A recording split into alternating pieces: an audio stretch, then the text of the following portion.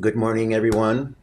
This is Coffee and Headlines. I'm Paco, and it is Thursday, April 16. If you're new to these broadcasts, we get together every morning to to have a cup of coffee and to look at some of the latest headlines from the world around us. This is a great opportunity to see what's going on in Puerto Vallarta, what's going on in the rest of the world, and most importantly, to connect with one another. If you are new to the show, feel free to say hello. Feel free to let us know where you're from, where you're typing from. Let us know that you're safe. Let us know that you're doing okay. Let us know that you're keeping busy and not going a little bit too crazy with this whole new normal of being home and being isolated. We have a nice welcome message from Gary Brown. Thank you, Gary.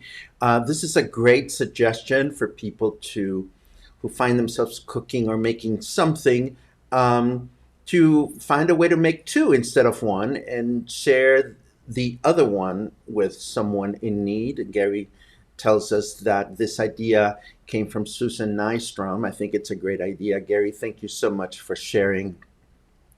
Let's take a look at some headlines because, as you know, some countries around the world have already seen what seems to be the worst of the pandemic, and yet other countries like Mexico, we are just starting to climb on that curve to get to that point in which things might get a little frightful, for those of us, and the number of cases increases and so forth and so on.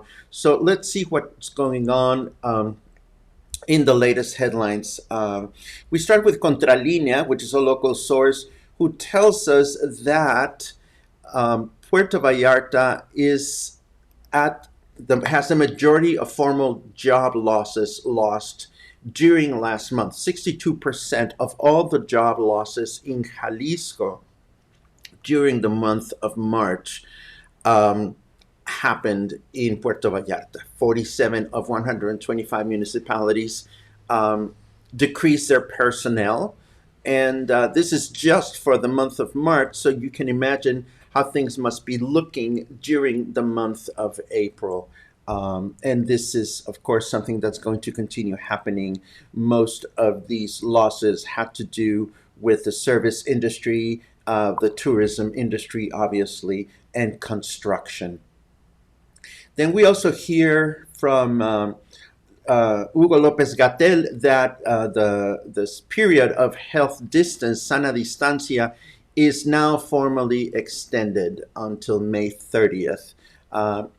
It will be, it may be lifted in areas that have less number of cases as early as May 17, but we are clearly going to continue to be um, staying at home, keeping our distance until the end of May. And this is something that, again, it's part of getting used to these new ways in which we have to cope with what's going on around us. Locally, we find out, unfortunately, that we are now up to 15 cases in Puerto Vallarta. But what is concerning and sad about this news item is that 7 of the cases came from workers that are working at the IMSS hospital on Medina Asensio, right next to Plaza Caracol. So this unfortunately starts showing some of the cracks that are appearing in our health system, and our country is not exempt from them. I think this has been one of those instances in which countries around the world have had the opportunity to unfortunately see areas in which they can or should be improving their infrastructure. We also learned that Mexico has the highest morbidity rate in all of Latin American countries right now. We are up to 7.52 deaths for every 100 cases. The second highest is Honduras, close to Mexico with 7.4. These numbers, of course, can change, can vary. But again, as we were mentioning earlier, Mexico and many countries in Latin America, when compared to Europe, we're just getting started with the most challenging phases of the coronavirus pandemic. Cases in Latin America have duplicated in the last couple of weeks. And of course, These numbers can vary, of course, depending on how much of we are following safe distance guidelines. Um, Meanwhile, in Monterrey, it has come to be known that nurses at a hospital were told at the beginning not to wear masks to avoid to keep people from panicking. And now, of course, this is one of the hot zones, one of the areas where there's more cases. Um, I suppose it's easy to finger point those people who gave not the best advice, but I think it's also healthy to remember that we're dealing with unprecedented situations. This came from El Heraldo, but it's really sad to see that in places like Colombia, where the staying confined is mandatory, people in need have started hanging red pieces of cloth from their windows, indicating that they need help. They need food, they need nourishment, or maybe they need medical help. This is all very, very sad to see, but it's part of what is happening around the world. In Puerto Vallarta, our Mayor Davalos, has detained at least two individuals for being out and about when they were not supposed to be. The mayor indicated last um, week, or a few days ago rather, that if people did not observe the stay home guideline, the city will start enforcing more uh, tough measures to make sure that people stay at home. This is extremely, extremely important. Um, let's take a look at some of the those of you who are kindly joining us this morning. Um, it's nice to see you, Gail. Um, I'm glad to hear that Rita is staying busy. Rita, what's keeping you busy? I'd like to know. Uh, Paul, I am so happy that you're here because you're going to come up in conversation in a little while. I want to share some things that you've been doing with your sewing machines with the general public. We're going to get to that in a second. Um, William Heavener asks, why are the governments decreasing their staffs? I did not say that they are. What I implied, or what I read on the article, is that a lot of a lot of businesses, a lot of companies are decreasing their staff, probably because they cannot afford to pay them. Um, but William, it's nice to see that you're here. It's nice to see that you're joining us. And let's see, we have more headlines I want to share. Well, at least one more. This one pisses me off. There's another lady. I told you, I've been telling you about lords and ladies in Mexico. This is a lady rata, which literally translates to lady rat. In Mexico, we call a rat somebody that steals something from someone. Um, Lady Rata was caught at a marketplace shopping next to a boy who had left his money on top of the fruit he was picking for a moment. And this gal saw the bill, knew that it belonged to the boy, and put it in her purse. And when the boy went to pay um, for the fruit that he was buying, he found that he couldn't find the bill.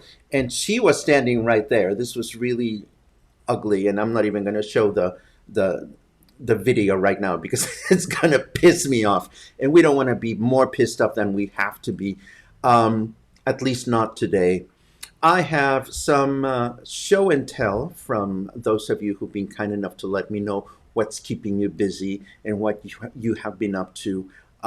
This comes from Crystal Frost at Organic Select, which is a nice little shop not far from my home. Crystal and her staff have been watching our broadcasts, and we've been talking a lot about sending a positive message to our clients, letting them know that we're doing things carefully to make sure that we can restore the confidence on those that are considering buying takeout or having food delivered to their homes. It's nice to see that Crystal and her staff are keeping things squeaky clean and making sure that that everything you shop for at her shop is going to be handled in the safest way possible.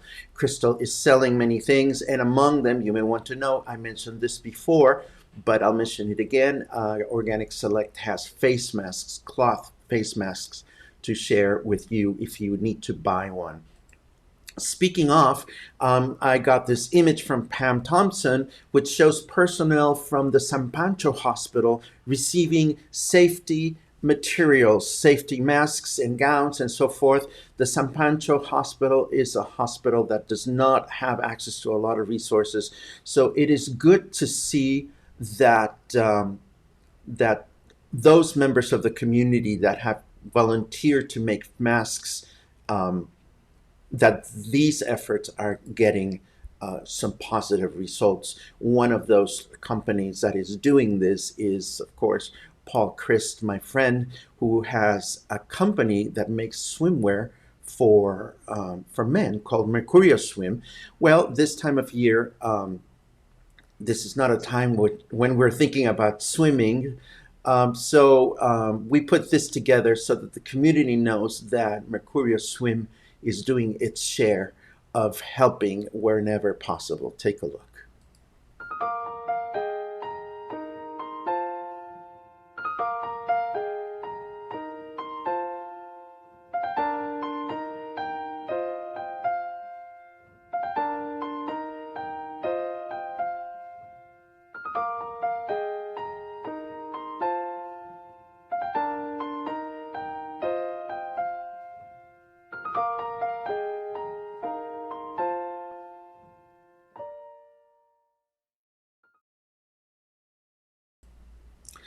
So, this brings us to the final part of show and tell, and this is a little bit more personal because I also have things to show and tell. As you know, I've been enjoying doing these broadcasts every day very much, connecting with you, connecting with the community, also trying to do whatever I can to be of service and to help those of us that live here move forward through this period. And one of the things that I've always been an advocate for is a good sense of humor. And whenever I'm given the opportunity to create publicity for one of my clients in which humor is involved, um, I just have a great time doing it. So I have to tell you about an experience that I had just a couple of days ago. Um, Paul Christ has a gay hotel here in town called Hotel Mercurio, and the hotel has a restaurant bar area that is manned by one of the nicest human beings you could meet in this city. His name is Jorge Gonzalez. He's been the bartender at Hotel Mercurio for well over a decade. And and I love Jorge because no matter how stressed he is, no matter how difficult a day, no matter how many clients they have, he's always in a good mood and he always manages to make me laugh. Even before the pandemic set in and before we started isolating, we had already done a bunch of funny campaigns. Take this one, for example. It's really short. And no, this is not going to become the Hotel Mercurio infomercial, but I will have a point about this, and the point will come at the end. But when Paul went out to buy fans to fan yourself from the heat, we put together this little promotion.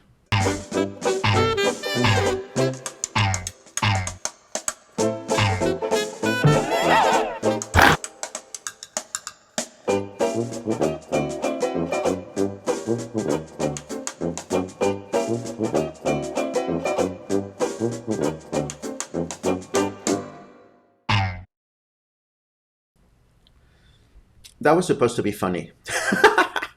Anyhow, we got a great sort of. We've got many laughs from this ad, and of course we're always joking with Jorge because he's always playing with his fan and so forth and so on.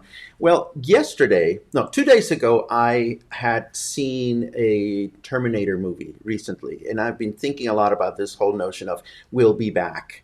Uh, Businesses will be back. Our city will be back. In fact, yesterday we talked about the message that the nice folks at PVRPB have been sending their clients. So I had just watched this Terminator movie, And I figured, how do I connect that to Hotel Mercurio? And of course, Jorge came to mind.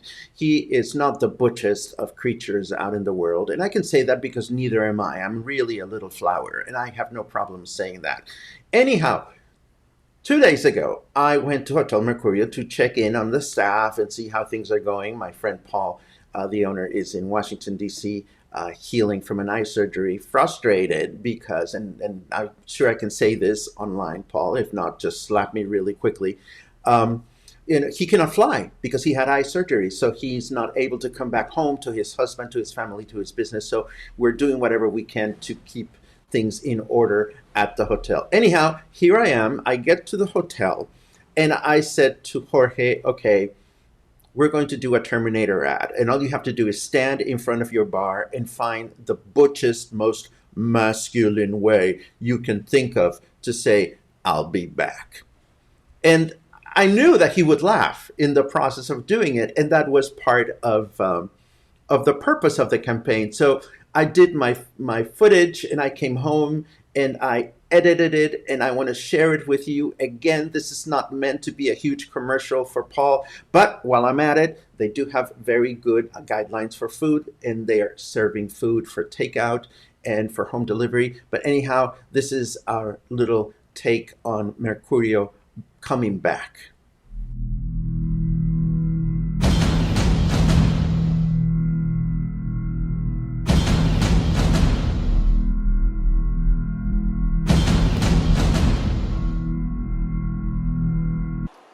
I be back.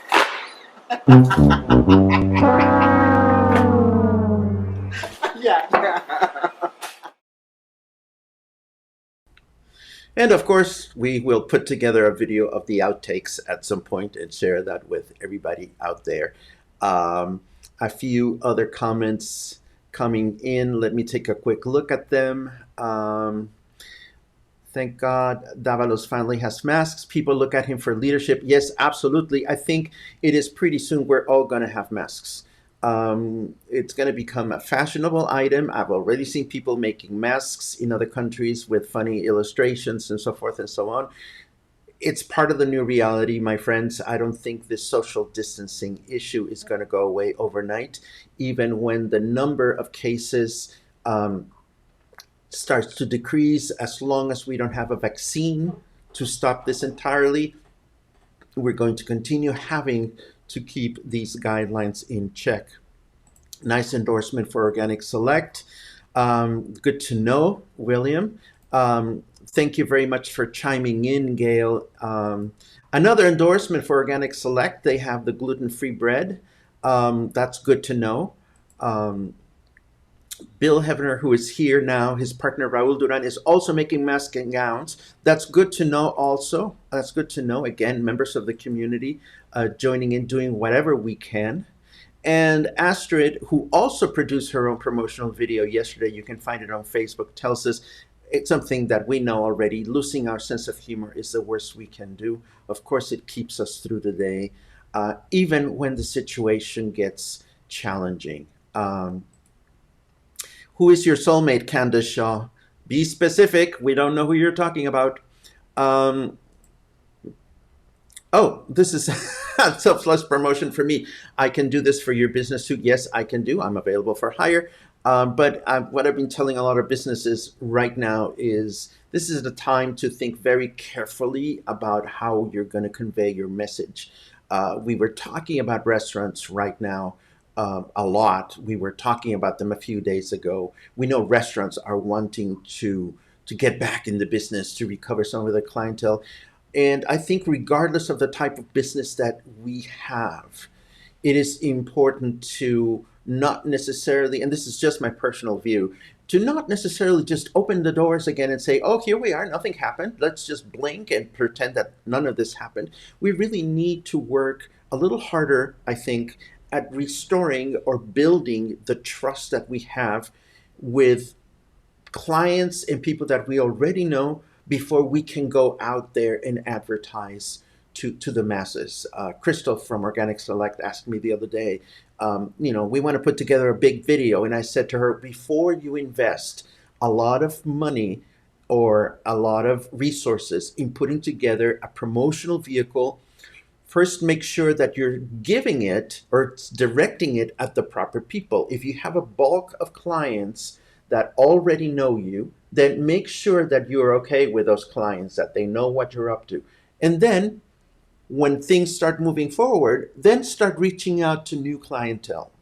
Another way to look at it is, okay, if you're going to be working, targeting your business and your products to people that you know, but you have one product or two that are very unique and very indispensable, use that to reach out to people that may not know your services. And that way, once they get to know you, they will feel like they're building a relationship with you.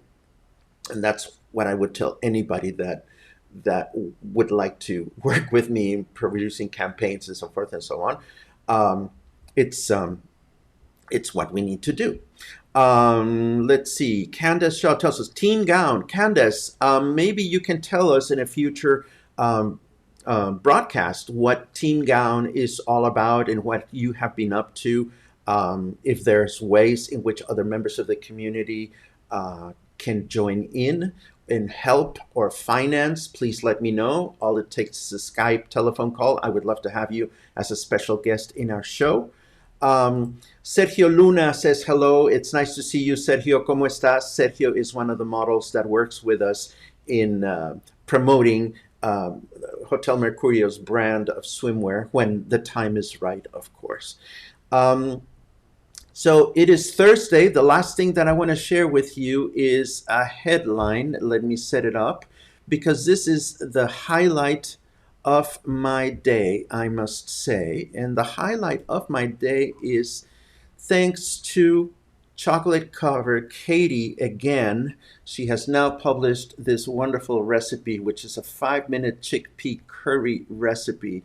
And it looks scrumptious and it is delicious. And the best part of it is that I already have most of the ingredients needed to make it. So I just need to rush out to the supermarket doing a little bit of shopping. So to close today's broadcast, I'm going to pick up on these wonderful suggestions from Rita: meditation, writing, coffee with Paco. Coffee with Paco is a good thing. Exercise, video chats with friends, cooking, short walks, streaming concerts. There's a lot of things that we can do. There's a lot of things that we can pursue to make time go by, to keep our health, our mental health in the right place. If you're starting to feel like you're not altogether happy, reach out. Reach out. We all have good days. We all have days that are a little bit more challenging than others. I can definitely say that I've had them. And I know the friends that I have that I can call and say, hey, things are ugly, just talk to me or have a glass of wine with me, a virtual one. Whatever it is, just make sure that you keep your doors open so that people can reach out, check in on you, and you can check in on your friends. This is all I have for today, but I'm already thinking of wonderful things to share with you tomorrow, and we'll have a big list. There's new productions that are coming online that we can all enjoy, such as this Lincoln Center's production of South Pacific that is now available on YouTube. I'll share links to that. And as you know, all the links of the things that we talk about that are in English today, I share in the notes for this broadcast, and I will share those as soon as we're done today. Stay safe, stay healthy, stay happy, stay with a sense of humor, stay in touch, and I will see you tomorrow.